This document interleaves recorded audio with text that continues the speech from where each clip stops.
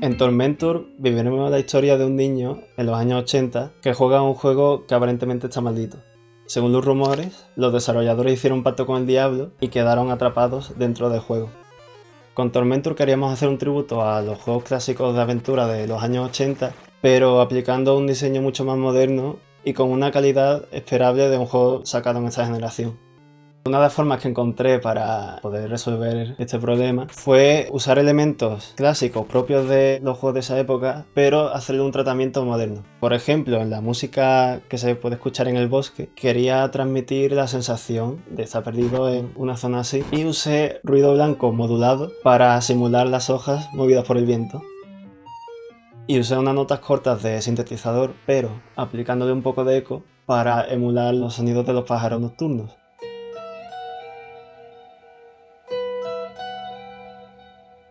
Y pienso que de esta forma conseguí crear la atmósfera que quería.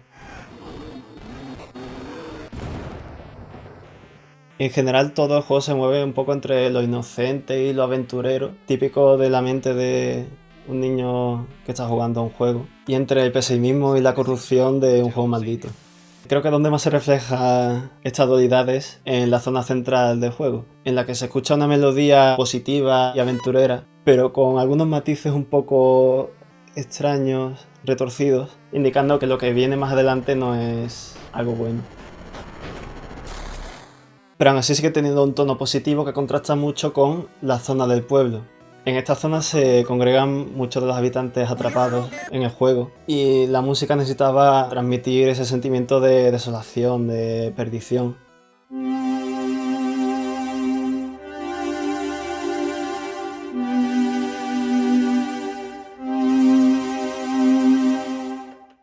Otro tema que me parece bastante relevante es el del menú principal que te encuentras al introducir el cartucho en la consola. Realmente es el que resume todo lo que está por venir en el juego.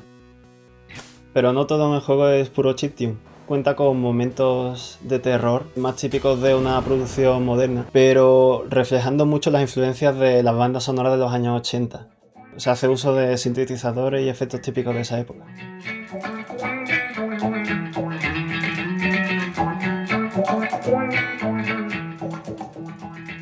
De hecho, para mí el mayor reto fue conciliar estos dos mundos.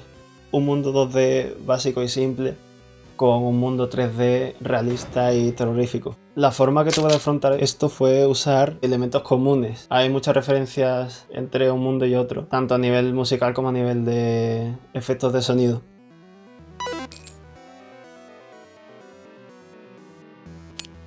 En general, hacer el sonido de cualquier videojuego siempre es interesante, pero Tormentor ha traído unos desafíos, unas peculiaridades muy interesantes y es un proyecto que siempre recordaré.